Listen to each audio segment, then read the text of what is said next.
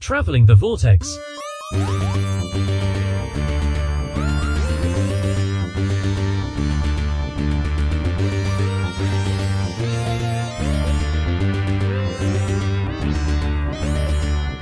We've joined the Doctor as he travels the Vortex in episode 546.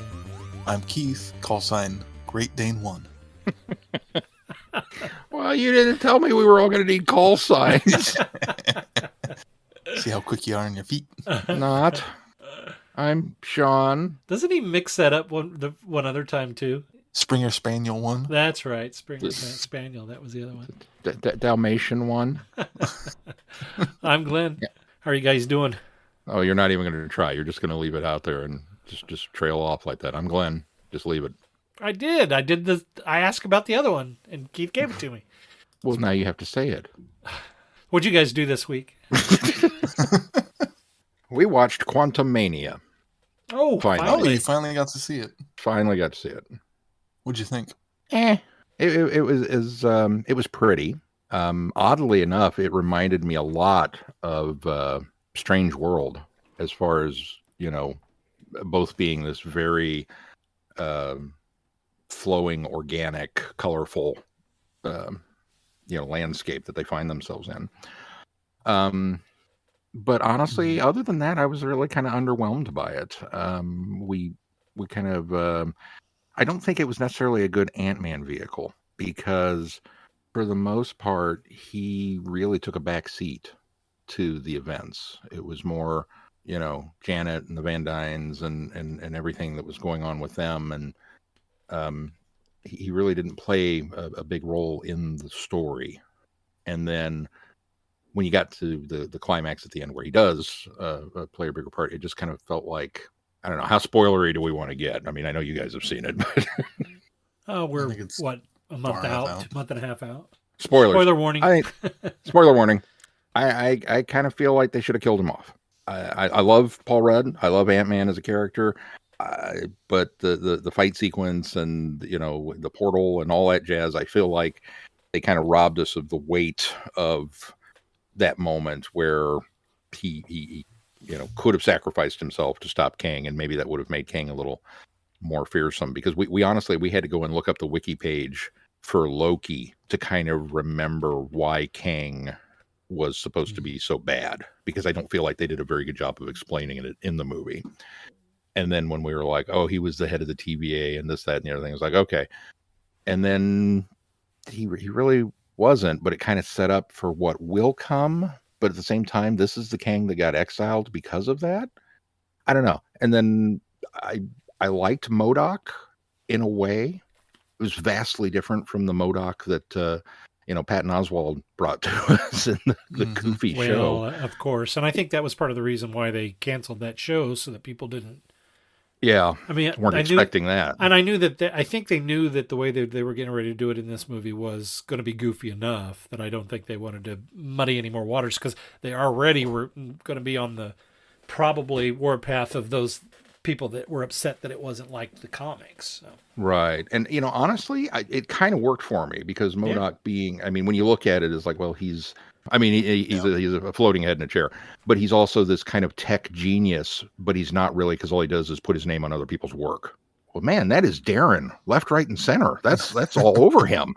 So yeah, this kind of works for me. But at the same time, the visual of him having this kind of weird stretched face didn't work for me. And there wasn't quite enough explanation of why being crushed and thrown into the quantum realm did that to him. I don't know. It was just, it had ups and downs, and I think on the whole, it just didn't quite work for me. But maybe that's just general Marvel fatigue kicking in. Yeah, there's no such thing.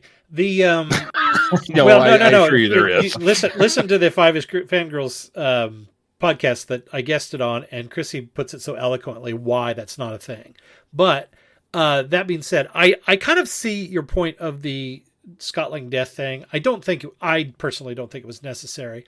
I think I was a little, maybe slightly disappointed that they so easily got out of the quantum realm. I think what they needed to do is end up stranding them there, and I think that would have given it the emotional weight and impact that it needed at the end in order to make the stakes higher and worth it.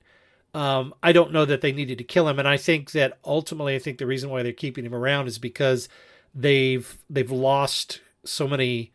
They've lost Downey Jr., they've lost Chris Evans. They've, obviously they can pay him enough probably to bring in Evans back, but I think they've got a lot of the anchors missing now, and I think that they want to keep at least one of the fan favorites around for the next Avengers film, and so I think that's why they're keeping Scott around as kind of an anchor point. But and that's very true. Had they stranded him, I think that would have also given it a little more weight. We don't necessarily have to kill him off. Exactly. Had they stranded him, then they could have figured a way to get him back out for Avengers. I mean, they did that one other time, and maybe they felt that was, one and done, and it would have been too redundant.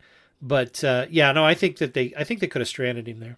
Yeah, no, I didn't hate it. I just it wasn't among my. It was better than Thor: Love and Thunder for certain. This is true. We watched Tetris. Have you guys seen that? Mm-mm. Oh my gosh. No, not yet. That is so much fun. It's really good. I don't know how much of it is. I mean, I think all of it is true. It's based on a true story. I think the majority of the concepts and ideas there, what happened, I think it's obviously been, indulged a little. They've taken poetic license for the drama and tension, but it's a fun movie, but it's also really intense and sort of, behind the Iron Curtain, espionage-ish, just Cold War dealings, and it's amazing how they were able to get the rights out of that, out of the country, and how much backroom stuff was happening in order to get those rights. It's a lot of fun. It's really well done, and I never can remember the kid that's playing. Taron Egerton. Yeah, him. He is so good. I sure enjoy him in everything he does.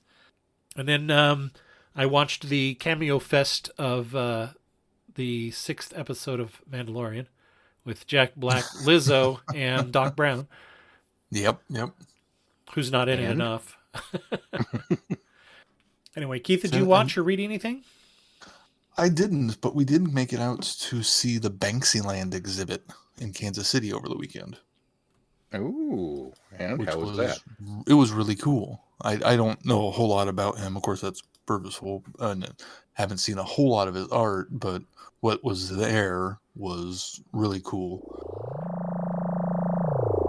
Hello, fellow time travelers, and welcome to the Doctor Who Target Book Club podcast, the only podcast to discuss, in story order, all the Doctor Who novelizations.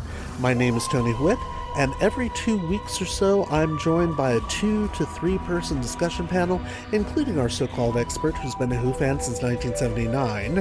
That would be me. We also get the views of intermediate, casual, and novice fans who either have never seen the show or who have never read these books until these podcasts, including Dalton Hughes and Alison Seyfried. You can find us on iTunes, Stitcher, Spotify, or wherever you find good podcasts, or even ones like ours. You're listening to Traveling the Vortex, a Direction Point podcast. Well, there was one other thing I did. I got a chance to check out the new Big Finish audio Rani Takes on the World Beyond Bannerman Road, which is the continuation, the spin-off continuation of the Sarah Jane Adventures. And it's also this week's Something New 2-minute review. All right, here we go.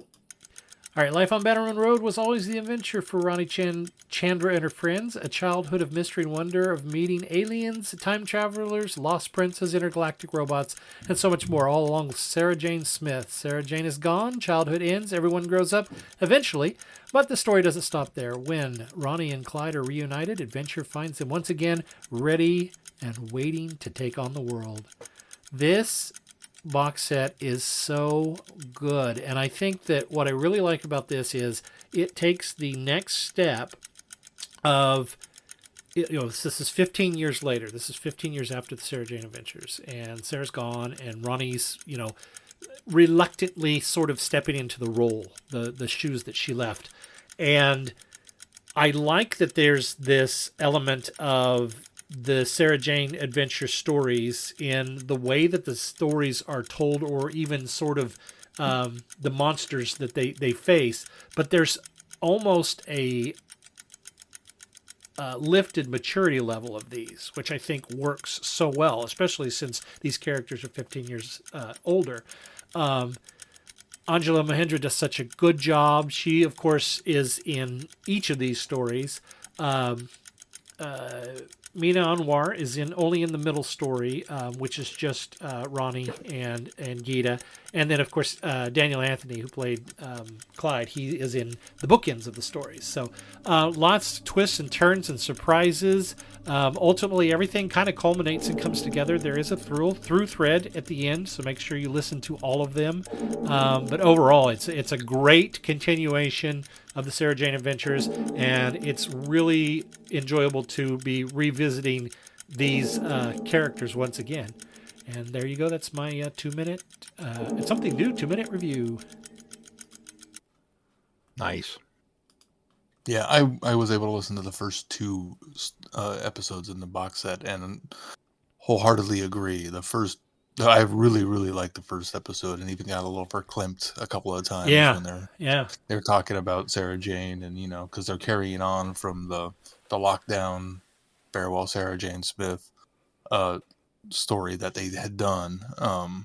So they talk about the funeral and all that stuff. So I got a little emotional while listening to it, but the story itself was good, and I really enjoyed part 2. So I'm looking forward to listening to part 3. There's some surprises in part 3 that I did not see coming, and almost glad they left it where they left it. So, and obviously there's already another one. I think I saw they've already got another one in the works. So there's more to come.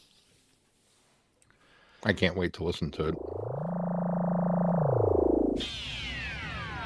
You are invited on an adventure across all of time and space, in a completely random order. It's the Police Box in the Junkyard podcast. Jump in the TARDIS with your hosts, Eric Gulbranson, Asad Kheshki, and Matthew Kressel. Explore Doctor Who TV stories, audio adventures, and books, both novels and non-fiction. The Police Box in the Junkyard podcast. It's the entire Whoniverse on shuffle.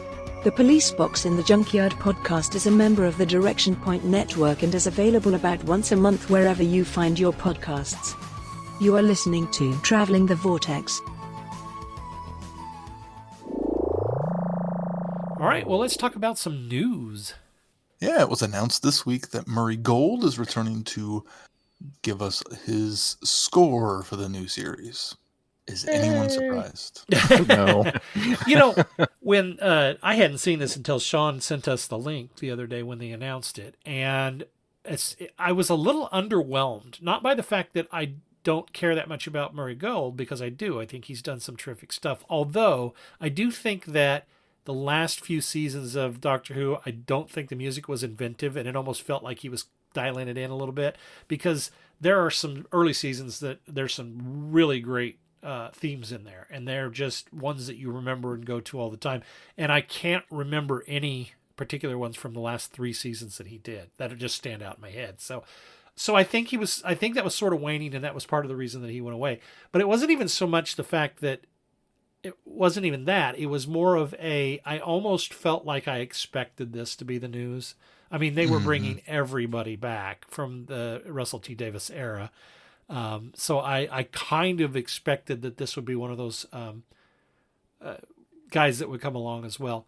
One of the things I found interesting is when you first read this article, it really never says that he's coming back for the series proper. It says that he's coming back. He's coming back for the specials, or for the 60th anniversary. But I think if I remember right, later in the day, RTD tweeted that he would. Something to the effect of looking forward to him penning the first series of Schuette's Doctor as well. So it sounds like it is longer than just the specials. I didn't realize that article had only specified that it was going to be the trilogy of specials. I just assumed when I saw the news that it was, he's just back. Yeah. And kind of just assumed he was going to be back. I also am a little torn on that, because I agree with everything you said, Glenn, that obviously I Am the Doctor, and some of those just sheer iconic soundtracks that go along. But he also has a wide range of just kind of their incidental music. And I seem to remember complaining quite a bit about the sound mix on some of those episodes where the music was too loud and Well, overshadowed. that's not him. That's not him, you can't put that on him. That's on the you could, production. depending on what it is. I mean, if you if create a it's bombastic piece of music, no then matter it's a what bombastic- no matter what it episode. is, the mixer, the person that's mixing the episode is at fault, not the composer of the music. You shouldn't be restrained by those bombastic elements if they're not mixed correctly with the episode. So I will not allow you to disparage him for Unless the the poor score mixing. unless the episode didn't call for a bombastic score at that particular time. I disagree. But at any rate, it's still down to the mixer. Yeah, it's still down to the mixer. okay. Well, I retract the statement just to prevent an argument. But on the one hand, yes, I'm very happy to have him back because he wrote such great stuff, and maybe now that he's been away for a bit and well rested, he can kind of come back and hit it with new vigor. At the same time, I don't know that I want him to stick around for a whole season. I don't know, because that, in some ways, just feels like more of the same. Mm-hmm. Yeah. And for RTD to promise us, it's going to be great. We've got all new stuff. We've got this, that, but then there's been a lot of more of the same. Oh, we're getting David Tennant back. Oh, Russell T's back. Oh, Murray Gold's back. Okay. I mean, it's kind of like we've already done that, but I'm willing to reserve judgment. Yeah. It's Doctor Who. It'll be good. And really, for as much as, they made a big to-do about Segan Akinola coming back, I didn't really pay that after the announcement and then the opening theme. I didn't really pay that close of attention to the music the rest of Jodie Whittaker's run. So. I was kind of the same way. I wasn't really kind of blown away by that music of her era. Same. But I also agree with what you said, Glenn, that post Clara's theme, I can't name a single piece of music that Murray Gold did after that. On the other hand, we haven't had a chance to listen to much of Series 10 because they never released a soundtrack. Come on, BBC. Well, there you go. All right, well, let's move on to our next bit of news. Titan Comics has announced that Missy will be involved in the 2-part Doomsday comic that they are doing as part of the Doomsday multi-platform story, which is launching on July 5th. Did we not know that already? Is it 2 parts? It's only 2 parts, according to this article. Oh, I thought it was only one. I thought it was one issue. issue. 2-issue comic series. Oh, okay. I just read Doomsday 1, so I didn't see a number 2. I guess I should have assumed from number 1 that there would probably be a number 2, but I'm kind of surprised it's only a 2-issue run, actually. Yeah. I figured it'd be at least a 4-issue run. Maybe they're going to be supersized. I don't know.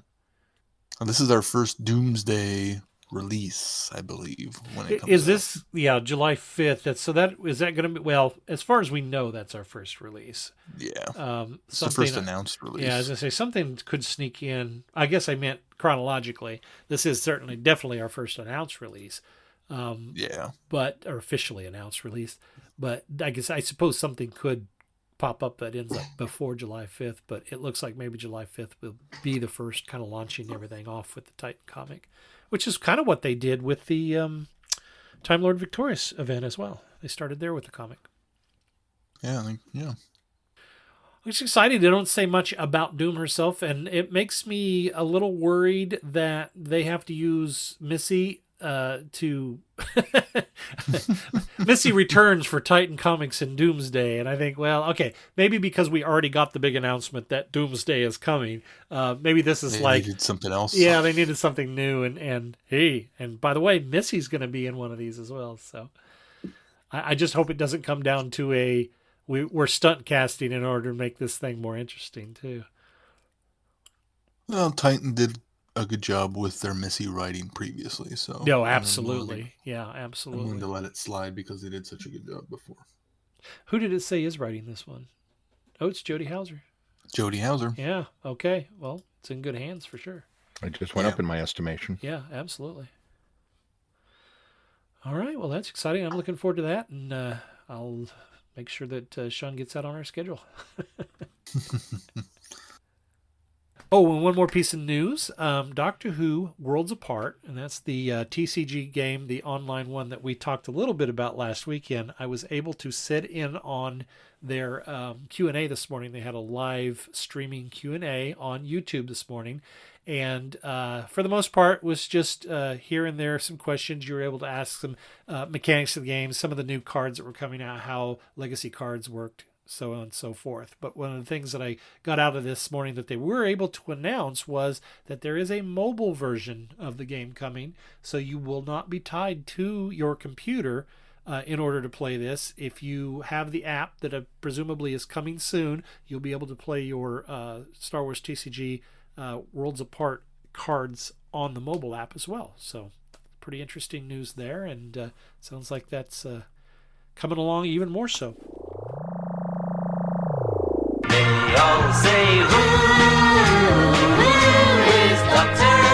Do you collect Doctor Who? Do you have Doctor Who items and you don't know you collect Doctor Who? For all things in the Doctor Who collecting world, tune in to the Doctor Who Collectors Podcast, a Direction Point Network podcast. I am Larry Van Rosbergen, your host, and I have been collecting Doctor Who for 40 years. With popular features like collection protection and the most outrageous offer, we have a lot of fun. Available anywhere you get your podcasts. You're listening to Traveling the Vortex, a Direction Point Network podcast. All right, well, should we move on to our review? Just a reminder, we are doing right now what is commonly called Season 6B of the Second Doctor era, and this is the era that takes place between his presumed regeneration at the end of the War Games, and all of these events are taking place between that and Spearhead in Space, where he actually regenerates into the Third Doctor. So this is our... well, let's see. Are we going to do... How do we do these? Because I had them on the schedule one way, and then I read them and decided that maybe they needed to go another way. But I think they need to go the other way. You think that they need to go the opposite of what I have here? Yes. Okay. So let's do Beyond War Games, The Final Beginning, and Wrath of the Ice Warriors first, and then we'll save the short story for later.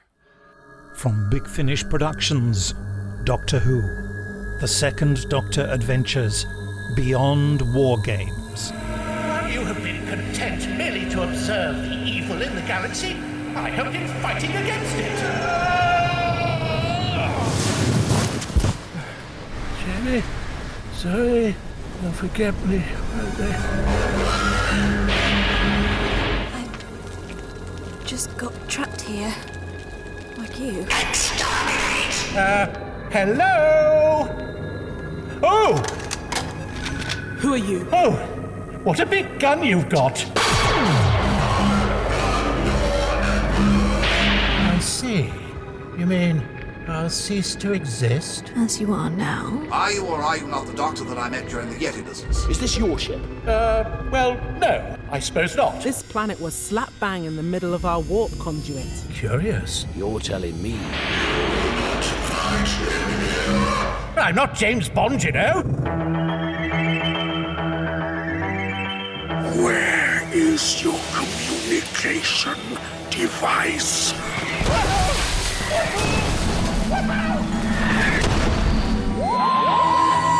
Can you hear me all right? Loud and clear, Doctor. We complete the attack run. Bombard the surface. Is this your new, companion? I'm no one's companion, thank you very much. The TARDIS is, temperamental like that. And at the moment, I'm, well, not exactly a free agent. Are you receiving Great Dane 1? Greyhound, Doctor. Oh, I do beg your pardon. Big Finish, for the love of stories. Before Earth, before Unit, before Exile, the Second Doctor enters into a dangerous bargain in return for his freedom. Believing he has escaped exile and a change to his appearance, by the Time Lords, the Doctor finds himself lost in a snowy alien world. He is not alone. Prospectors Katrona and Silas are stranded in this nightmare planet, but without his TARDIS, the Doctor is powerless to help them. Seeking answers and freedom, the Doctor hopes and suspicions are aroused when a crashed TARDIS is discovered in the snow. Are Catrona and Silas as innocent as they seem? And who is Raven, the young woman who watches from afar? Bum, bum, bum. Yeah. Agreed. Yep. Who wants to go first? Sean, I will. you go? I'll start because I kind of feel like maybe you guys liked it more than I did. I did like it, but I don't know that I loved it. Anytime we get into it was all a mindscape kind of setting, I worry a little bit. And some of that was present here, even though it was later revealed that, we actually are on Skaro. But it's not quite the Skaro that we know and are familiar with. Although that is also kind of explained due to the events of the previous, Second Doctor adventure, which I don't think we've reviewed that one, have we? Mm-hmm. We have. We have. Okay. Wait, you mean by previous? You mean when I say previous, Evil I mean of the Daleks? Evil of the Daleks. Yeah. Yeah. Okay, that is that one. Mm-hmm. It was the animated one that we recently did. I guess I don't remember the Emperor blowing up or dying or doing whatever the Emperor did at the end. It's the end. It was like the final shot, wasn't it? That was kind of the big finale. That was a big climax of the whole thing. I'm getting old, so a lot of this is starting to blur together. I understand. Okay, so I'll leave that alone then. I liked the side characters and was kind of upset at the casual offing that resulted there. That didn't sit well. It also kind of brought to mind how frequently the Second Doctor was put in the snow. Which references to the coat. Yeah, it seems like a lot. But overall, I think it was a good start to the box set. It just didn't quite nail everything as strongly as I hoped. Patrick Troughton has a certain rhythm and cadence and tone quality to his voice when he's playing the Doctor. And Michael Troughton nails it most of the time. Mm-hmm. At least the warm, friendly Second Doctor. He's great at that. And I suspect maybe it's because that was the dad that he grew up with, when he was home. But the Second Doctor also has a low, concerned, kind of, there's a lot more gravitas to it. The part of his persona that I think Fraser Hines does a much better job of in the audios that we've heard him kind of doing the Doctor. And there were many instances where whatever line was delivered felt like maybe it should have been a little lower, a little more serious, a little more dramatic. And instead we kind of got the, hell yes, off we go. Kind of, I don't want to say happy-go-lucky, but it was a much lighter touch to it.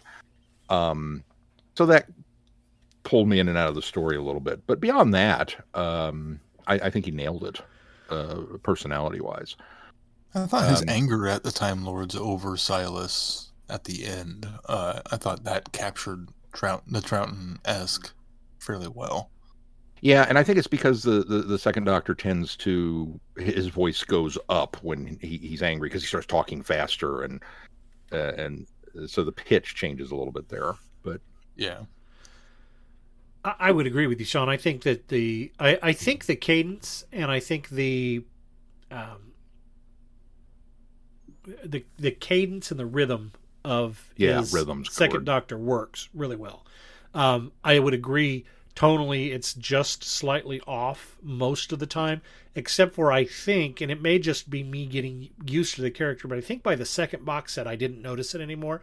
Like almost he had gotten more comfortable in the role, and I think he did do some more of those lower, more concerning tones that he does. But one of the things that I found fascinating is I recently went back and listened to Fraser Hines do the Doctor in an audio that he was doing as him and Jamie, and his lower tones are spot on, but when he does the more excited, more up cadence Doctor, he doesn't quite nail it there. So it's almost like if you could take Michael Troughton and Fraser Hines and put them together, you'd have the exact sound of Patrick Troughton. Yeah. So, somebody get on that. We want you to record the script, but only this half of it. Right. Only these sections. Only these words. And so, and I know I know where you're coming from on this one, but I think that this one's the first story, and I think the reason why it's so much shorter than the second story is because I think Big Finish felt the need to really lean into the season 2B element, because while they have done stories that have been later placed rather by then our fans into season 6B, they initially were staying kind of clear of that era. And in fact, Helicon Prime, which we're going to be listening to later, makes a mention about Victoria that is the same place that she's been left when in the Two Doctors, when the second Doctor mentions to Jamie about dropping Victoria off somewhere for studying something. I don't remember what it was. So they were implying with those lines that this would be at the time that they were traveling with Victoria, and that they had just temporarily dropped her off. Although other things that surround the elements of those don't work with that era, so that's why they squarely come back into season 6B.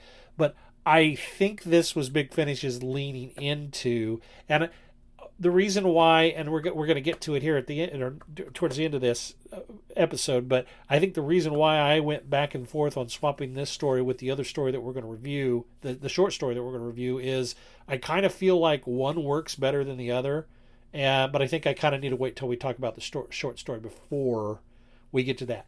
But I like the concept of Raven being this kind of mysterious agent that is sort of his warden, I suppose would be the best example, or the best descriptor for her, watching over her. His handler, yeah. Watching over him and, guiding him on whatever missions he needs to be on.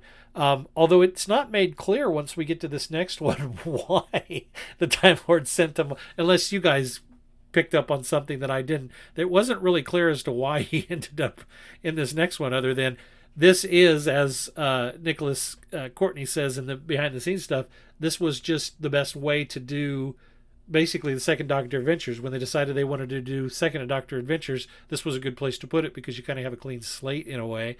And it really, the next story really just feels like a Second Doctor story. It doesn't really feel like it necessary. And I think a lot of stories between now and when we're done with season 6B will be the same, but because they're obviously not going to be some sort of through arc. It's just a way to wedge in some more stories into the Doctor's timeline. But I know what you mean about kind of the dreamy dreamscape sort of element of things, and are we really here? Are we not? Is this real? Is this real? Is this not?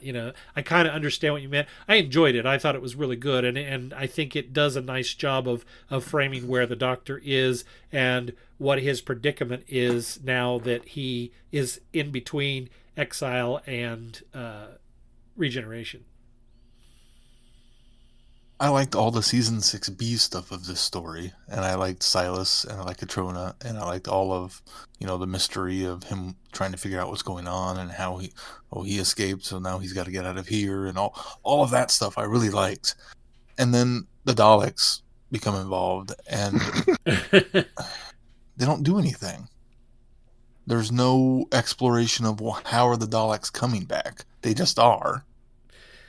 And it feels like if you're going to do a sequel to Evil of the Daleks and explain and have the Daleks come back from that with the Emperor Dalek, tell me how the Daleks are coming back and have the Emperor Dalek come back through that. It just felt like it was a half attempt of, oh, okay, they're just back because of some weird timey-wimey stuff. Okay. Yeah, they just are.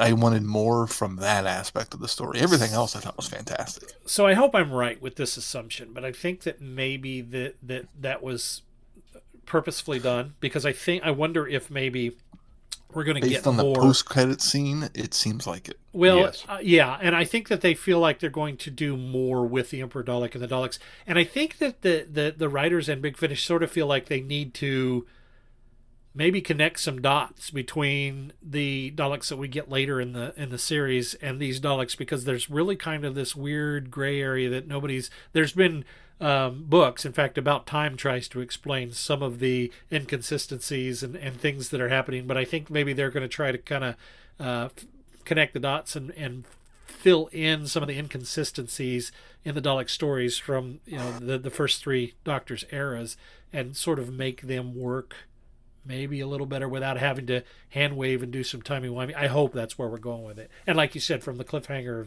of the one, I think that was sort of implied that we're going to involve the Daleks even more. Not to mention, Nicholas Courtney's pretty much directing and overseeing this Second Doctor adventures, so he's there. They might as well utilize him. Yeah, when Nicholas Briggs is the producer and script editor. Briggs, not Nicholas Courtney. Sorry, yeah. Nicholas Briggs. Nobody corrected me. I knew what you meant. I knew what you meant too, but now that you say it, yeah. Well, I guess technically we do have a director. What sounds like Nicholas Courtney in that too. So, in the next one. Well, should we move on to the next one? Wrath of the Ice Warriors. Plunged into the middle of a desperate mission by his new masters, the Doctor is delighted to be reunited with Brigadier Lethbridge Stewart of Unit, near Cape Wrath, Scotland. The Doctor's arrival coincides with the sighting of black cylinders in the sky and an attack on a trawler by a creature of the sea.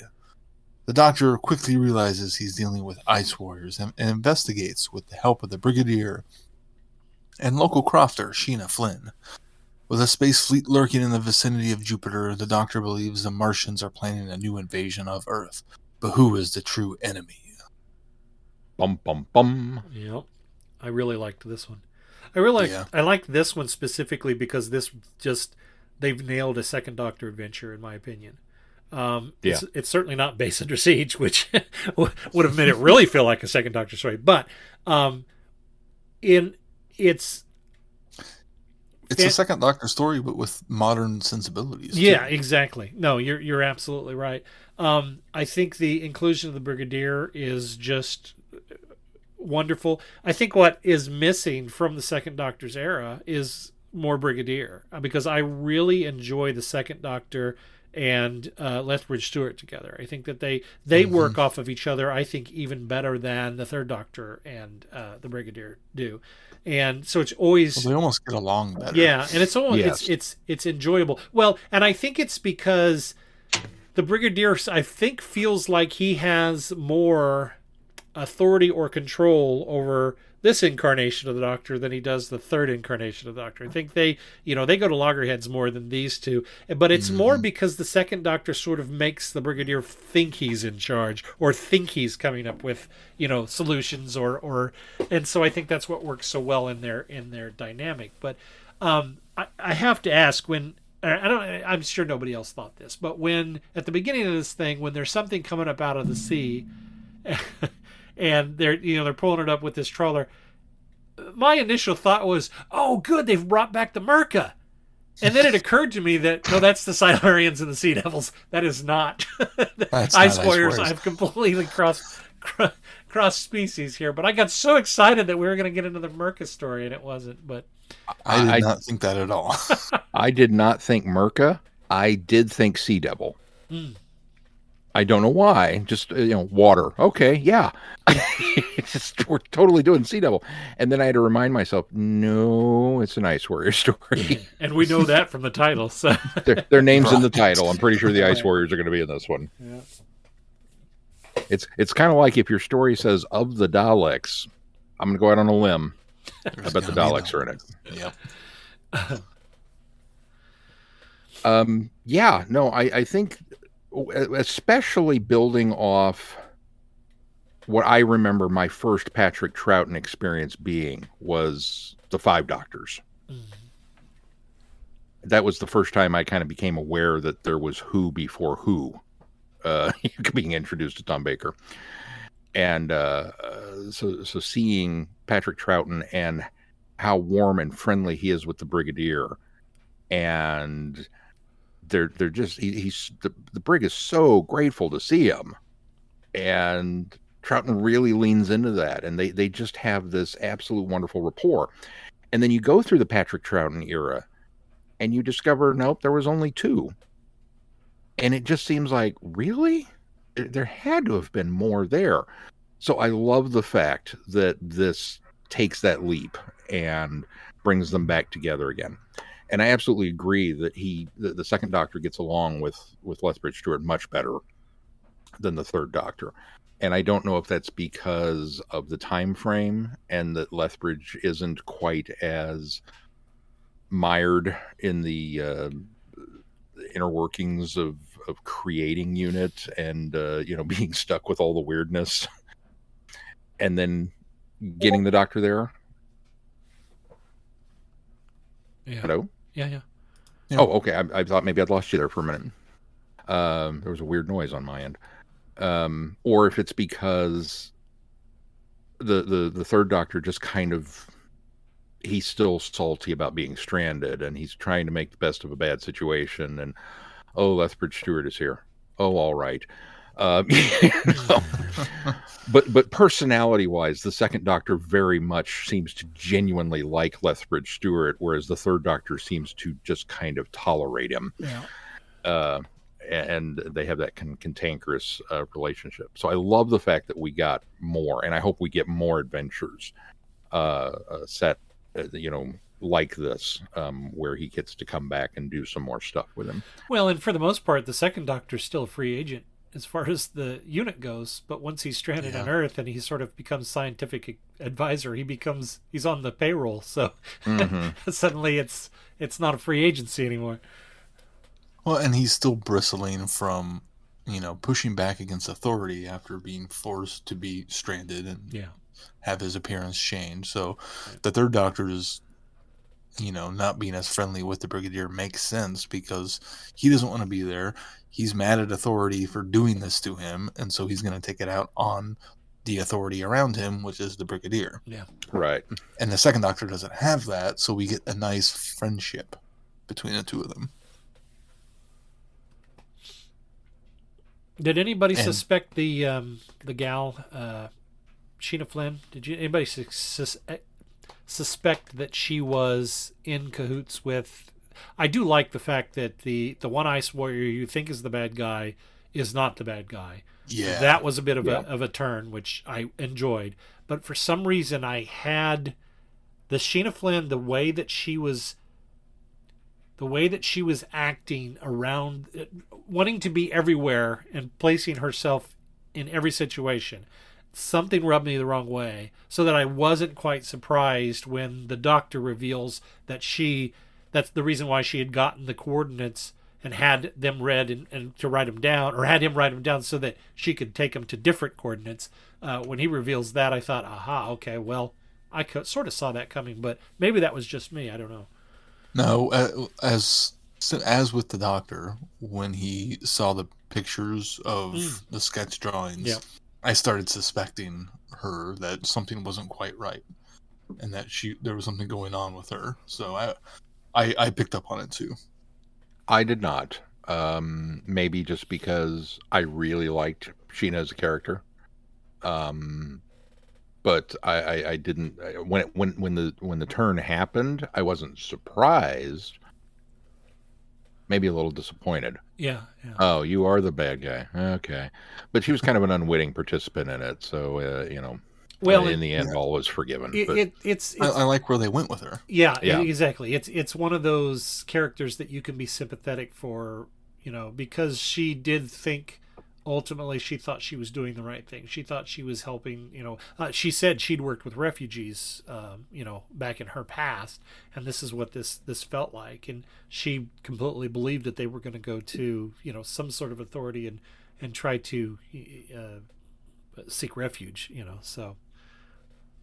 I half believe Zalanda too, when she was going on and what she was trying to go after. I half believed her on her story until, obviously did that turn too, which she just kept getting meaner and meaner. Once they got to the ship, it was like, okay, yep. Yep, that's how that's going to go. All right. And in the back of my head the whole time, I thought, at this point, there is nobody on Mars. Why are they going to Mars? Well, and I was glad I was justified in what are you doing? I'm impressed that you thought of that, because I didn't. I thought, okay, well, because recently we'd had the story in the, I guess it was the 12th Doctor's era, where the British were on Mars and they were digging into that. They were Victorian. Yeah, it was Victorian. But see, that's just it. Because that was, you forgot that because that was more recent, I had forgot about when the placement of that was. And so when they got there and he was saying that, you've been in stasis for a long time, I thought, oh yeah, that's right. Obviously there would not be any Ice Warriors or Martians on the moon. And I'm so glad that they address the elephant in the room, that they're not Ice Warriors. I mean, they are from our perspective, they are from the Doctor's perspective. But when she kept saying, why are we called, why is he calling us Ice Warriors? But ultimately they're Martians, and that's what they are. So I like that they addressed that too. But anyway, yeah. So it didn't occur to me until that was said, and then I sort of had remembered. Okay, well, wait a minute. This story that I'm thinking of that was more recent actually was set further back in the past, so it doesn't, it does work. So I'm impressed that you thought of that ahead of time. I didn't think about it until it was revealed. But we're supposed to think about that story, I think, because it is an Empress of Mars, and that was the Empress of Mars also. Yes. So I think they were trying to pull on that recollection and try to pull a fast one on us a little bit. Did anybody realize it was Katie Manning until did not. until the behind the scenes? No, until the not credits. Even a little bit. Yeah, I didn't either. Oh yeah, I guess it was the credits when they said Katie Manning. Yeah, I was shocked by that. I was like, "Oh wow, that did not sound like Katie Manning at all." Great job, good acting. When you get into the behind the scenes stuff and you hear Katie Manning doing it, then you hear knowing that it's Katie Manning, then it's like, oh yeah, okay. But before that, not even a little bit. Yeah, she impressed. I mean, she leans into it. It's a bit scenery chewing, but that's kind of what this needed. That's a nice warrior is. Yeah, exactly. I mean, this is so in the character for this Empress too. So. This really nailed the whole Second Doctor vibe of a Second Doctor adventure, to the point where, as much as I was enjoying it, I felt like it was about one episode too long. like it was winding things up nicely, and then all of a sudden, what do you mean we're going to Mars? I didn't think it was too long, but I really did get duped thinking, okay, this is almost wrapping up. Oh wait, we're going to Mars? So apparently that's my problem with the Second Doctor era, is as much as I enjoy them, I apparently tune out before I get to the end, which is why I don't remember the Emperor blowing up. What do you mean we're going to Mars? I do feel like the resolution was a bit easy of, Scar and the Brigadier coming to the rescue. That all felt, and it makes sense. But they it was telegraphed it to us early on, because the brig makes mention of the Mars expedition that's getting ready to take off. Which I assume he's talking about the ambassadors from space, right? Or what is that episode title? Wasn't that Mars based? Not that they were going to Jupiter. Was it Jupiter? I thought that was Jupiter. Ambassadors of Death. I don't know that they revealed where they came from. I think they were just. I don't remember where the astronauts. I don't remember where. That's what I thought of when he was referencing it. Anyways, no, I thought they were out by Jupiter for some reason, but so of course, as much as I wanted to give that a fist bump, it's like, Brigadier to the rescue, yay! Does anybody else now have a little bit of a timeline glitch in their head where Lethbridge Stewart has been to space? That seems he should swallow a lot of this stuff in the Third Doctor's era so much easier now. Yeah, story. Yeah. If this is set in established canon, as it were, now all of a sudden there's so much of Lethbridge Stewart that you're like, dude, you've been to Mars. And You dealt with know. Martians. It was thoroughly enjoyable. Yeah, I would agree. And Colsaw does a spot on Brigadier. I know we've had him in that special that we listened Legacy to. of Time. Yeah, Legacy of Time last year, 2 years ago. And so we heard him in that, but yeah, he's just there. I would swear that was Nicholas Courtney. I would if you told me that was Nicholas Courtney, I would 100% believe you that was him. And I do think Michael Troughton settles into the role a little bit more in this story. Yeah. So we've got one more on the tray, and now I can quickly say why. I'm back and forth on this one because, and the more that we talked about this one, the more I think that this actually probably fits between these two. And the reason I say that is because I think that initially the story that we're referring to is in the Target Storybook, which is a collection of short stories featuring 14 doctors up to that point, because there's even a War Doctor story in there, I believe. And this is Terrance Dicks, I presume, was his last story he wrote before he died, because I think this book came out in 2019. And so, or maybe it was 2017. I can't remember. Anyway, it's been relatively recent.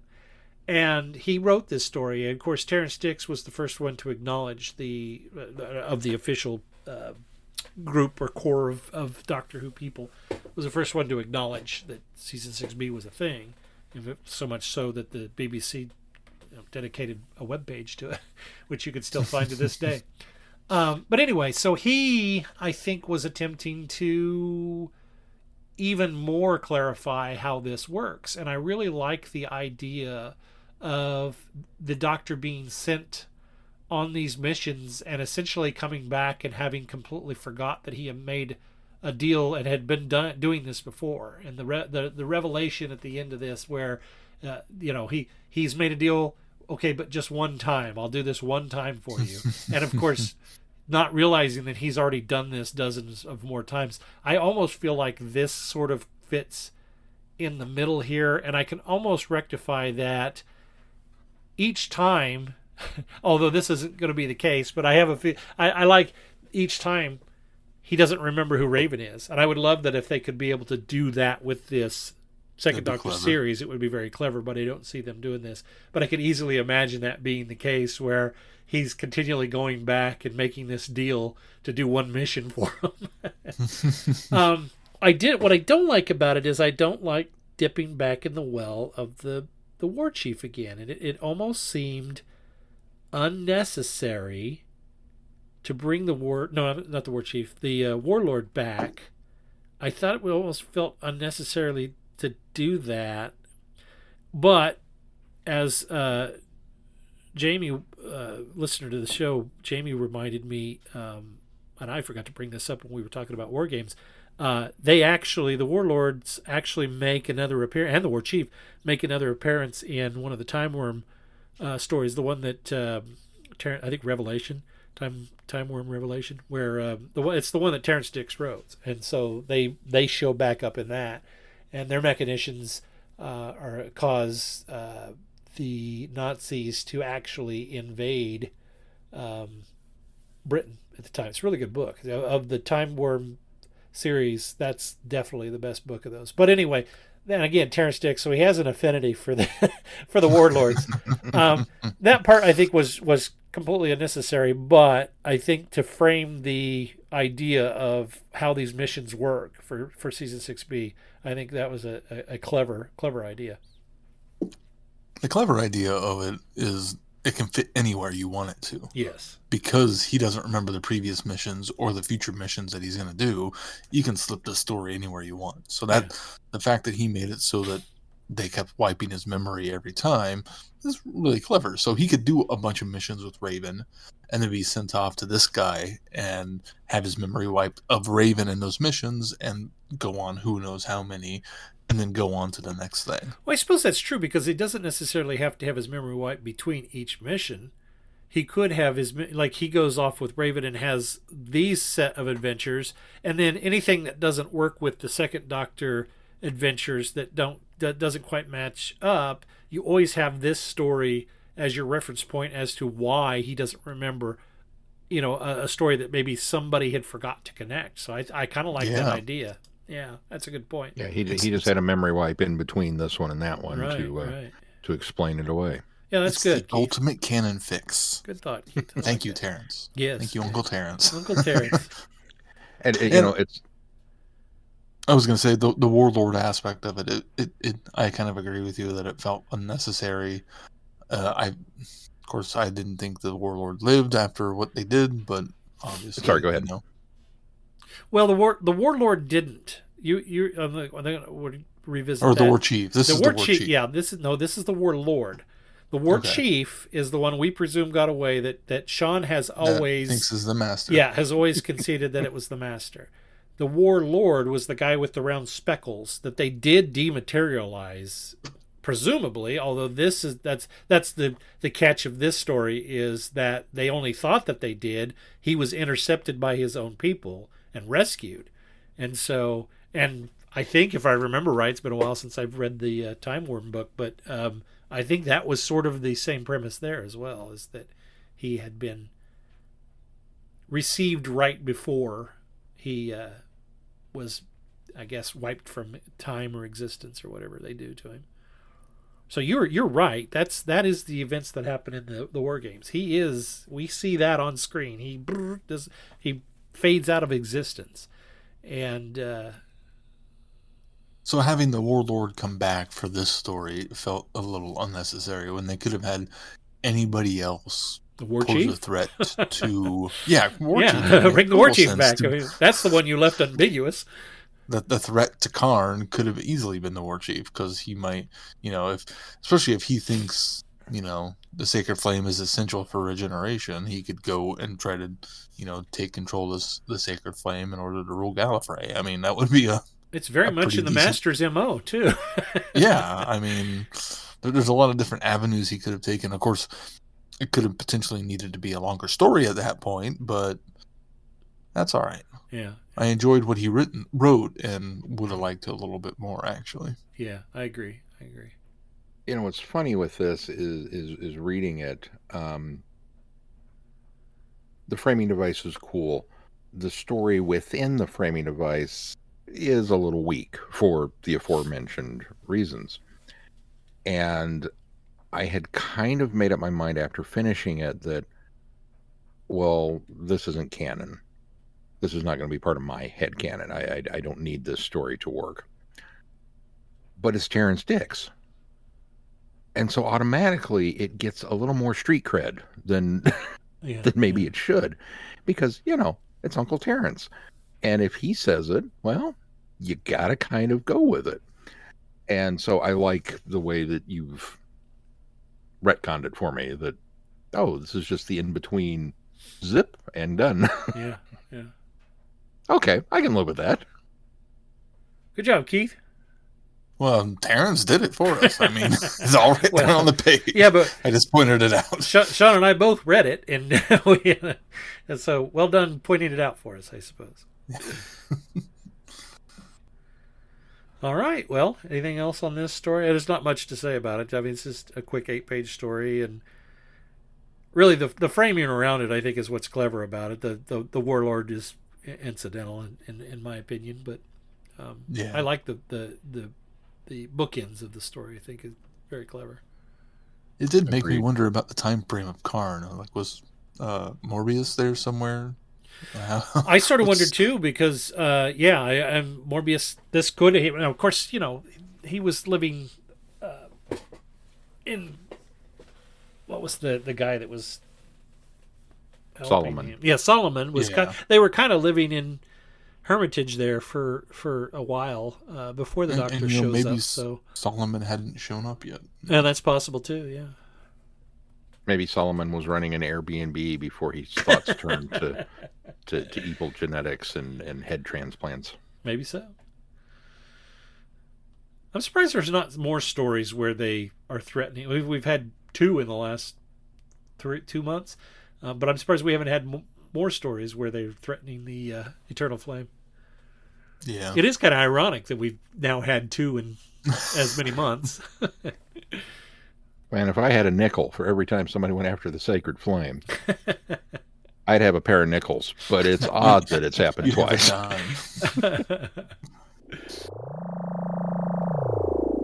Hi, I'm Rupert Booth. I am known as Paul Ferry. And my name is Barry Williams. Together, we host Time Ram. Time Ram's a cruel mistress. It's a random number generator. That also. We roll a number from 1 to 13, and that's our doctor. Then 1 to 300 for the story, and then we ram them together. Even if it doesn't make sense. Cruel, I tell you. Time Ram, putting the wrong doctors in the wrong stories, so you don't have to. You're listening to Traveling the Vortex. All right, Sean, Will, what do we got coming up on the schedule? Well, coming up next on the program, we dive back into the Time War with Gallifrey, Time War 3, all 4 stories in that box set. And then we will go to our continuing 60th anniversary tie-ins with a story that doesn't really tie in, City of the Damned. It just happens to be the next comics set in the lead up to the Beep the Meep stuff. And a completely unrelated story that has nothing to do with that, but is part of the 60th simply because it's the new Doctor. The first 4 parts of Liberation of the Daleks. And, of course, if you can follow us at our website, travelingthevortex.com, and if you get any value out of this podcast, why not consider putting some value back into it? You can do that by clicking on that Patreon link and consider supporting us there. We've got another quiz show up. This time, Sean takes the mic as your quiz host, your quiz master, and has 10 more questions for you. And, when you become a patron of the webcast, you unlock other materials like that. We've got some other audios up there, more coming down the pipeline. And if you can just give $1 a month, that's really all. That every little bit helps keep the lights on here at Traveling the Vortex. Also consider giving us a 5-star review wherever you subscribe to your podcast. You can also find us on Twitter and Facebook and even on TikTok. So if you're a TikTok user, you can find us at Traveling the Vortex. This one's got spaces or underscores, I suppose. Traveling_the_vortex, I believe is how we're set up. So I'm sure you can just search it and find us there. Anyway, anything else we need to cover before we close this program? If not, until next time, I'm Glenn. I'm Sean. I'm Keith. Cheers. Good night, everybody. Be seeing you. Thanks for listening. You have been listening to Traveling the Vortex. Doctor Who and all of its associated programs are owned and trademarked by the BBC. No infringement is intended or implied. Direction point! Direction point! A Doctor Who podcast network.